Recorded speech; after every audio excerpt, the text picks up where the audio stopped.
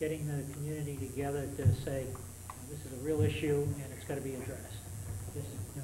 I just wanted to make a general comment. One of the things that, I call this the fallacy of Proposition 2.5 is that what it's done is it's shifted the burden over who pays and who pays for what. I know someone that's very close to me who pays over $1,130 in school fees and trash fees. I can't claim that.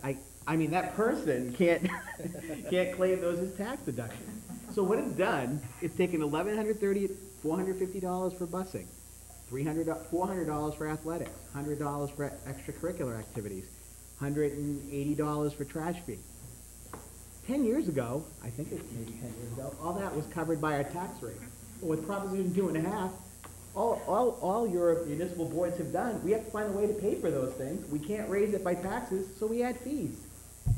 And what happens is a percentage of the town has to bear more of the burden. Maybe some people think that's fair. I like to look at a town and say, it's a town.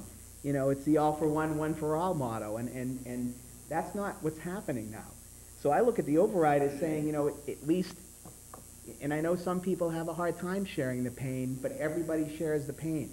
Because if this isn't passed, we'll be looking at new fees probably next year and trying to figure out where can we add fees. And it just shifts the burden, and we pay more, but yet we can't deduct it, and it just adds costs. And I think I see that as the fallacy of 2.5, and that's what 2.5 has done. It hasn't reduced how much you spend, it's just coming from a different pocket. And I just want to add to what Mel said. One of our efforts in addressing the youth in town, not just the school children, is to get them engaged in more activities. And with a growing enrollment at our secondary level, we've got an awful lot of freshmen that just want to participate in a high school sport. So the school committee thought of introducing about 4 new freshman sports to the choices the kids have, and to get more kids involved and let them keep playing a game they've been playing throughout youth sports and love. And we can't do that. We can't even add it to a user fee program because it won't pay for the startup costs. So here's another initiative that will ask some good-intentioned parents in town if they'll support the startup cost of freshman sports in at least 4 different areas for 2 years. If they can sustain the program for 2 years, then the school budget will consider putting it into a user fee system. So it just, parents will do it. They'll rise to the challenge because they understand that kids need to be engaged, and they need to be busy, and there's a lot of positive benefits from a team concept. But it's sad that our school system can't add freshman sports along with the growing enrollment, or add to the extracurricular activities to give kids more music and drama opportunities and clubs that we have to say no, and the kids want it, and they'll pay the user fee, but we can't generate the upstart cost. So. Okay, we've been at this for about 2 hours. I'd ask the board members here, FinCom, Board of Selectmen, School Committee, for any additional comments you want to make. Anybody from the audience? Yes. I think one of the most important graphs you have here is the one that shows the revenue shortfall, and it shows the increases in health insurance, pension, and retirement, which are completely out of your control. Is there any way you can get that in the transcript? I think, again, you've got a small audience here, a small audience that are going to go to other meetings, but this is a pretty powerful slide when you look at, you hear graphs about bad planning. You can't plan for a 14% increase in health insurance costs in 1 year. I believe Mr. Turos has a copy of the presentation. He's sitting here. I know that he meets with the town administrator once a week, and he's always done a great job of getting a message out. I would add percentages to some of these numbers, because I think it really hammers it home when you look at a 13.9% increase versus 2.5. Okay. Well, Yes. just in relation to the percentages thing, I did some little calculations. Percentages, I think, do speak pretty clearly or loudly anyway. And I did the 1 year, 2 year, 3 year, increments, with and without the override. We're looking at about a 14.7% increase from right now through year 3 without an override. That's at $716 on your tax rate, on the average tax bill.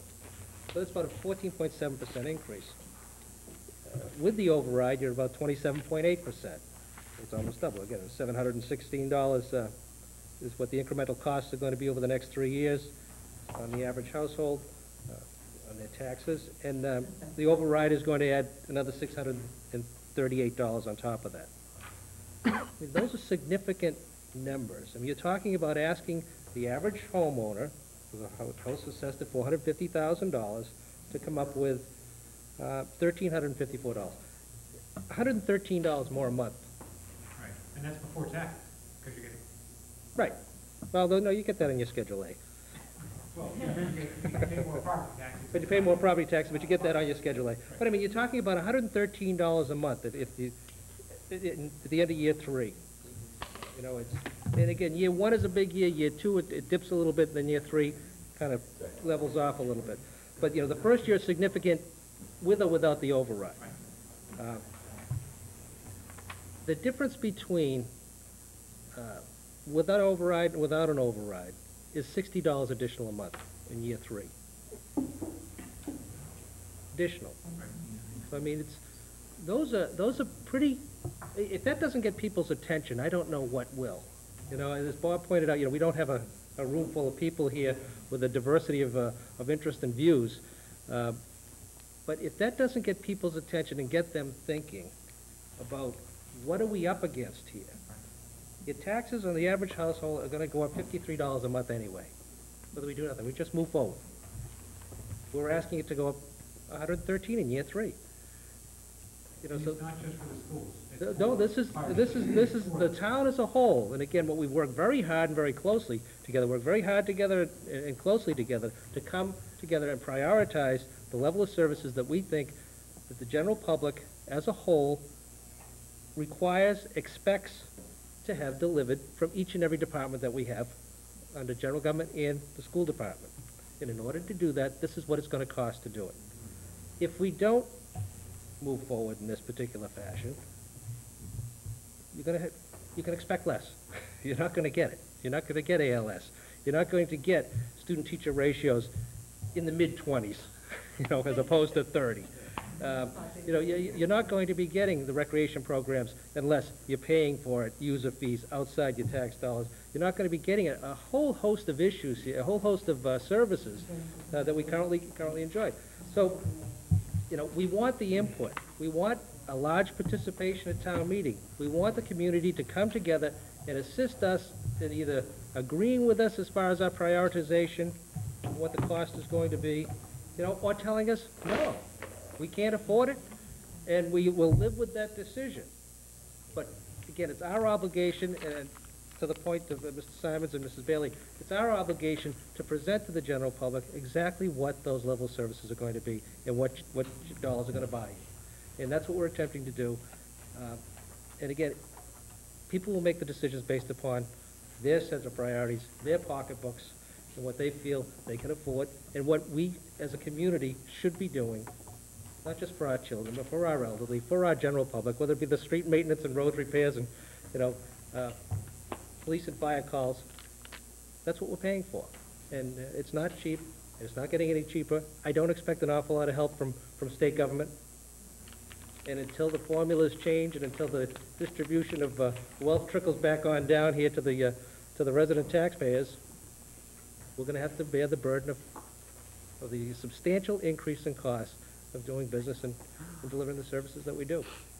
So, briefly, Steve, your word obligations, to repeat. I distinctly remember last year at town meeting, Finance Committee, Selectmen, everybody said, we're going to come back here next year with a long-term plan. And I would just reemphasize to you all, I think you're obligated to come back with that. You promised, I'd like to see you deliver it. You're doing a great job so far. You know, we've got a month and a half of a lot of hard work still to do, but I think, you know, that's part of your obligation too, is you owe it to the town to come back and show them what this would look like for the next 3 years and let them decide. Okay, does anyone else have any other questions or interests at this point? And I'm going to close the hearing. I'm sorry. I'd just like to echo that I really do hope that you put a 3-year plan in front of the voters. I'm in full support of a 3-year plan, and I applaud your efforts to put one together. I think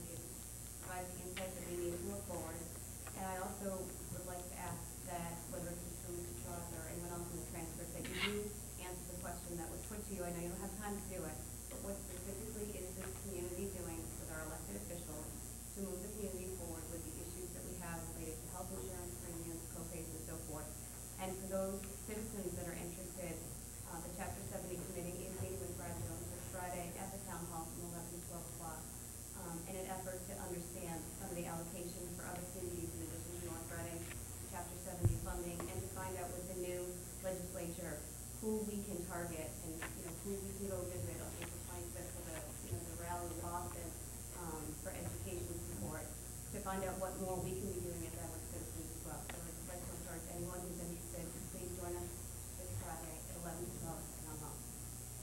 Thank you, Deanna. With that, I'm going to close the hearing. Our board will continue meeting this evening. We've got some regular board business to attend to.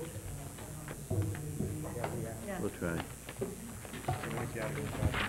Thank you very much for attending.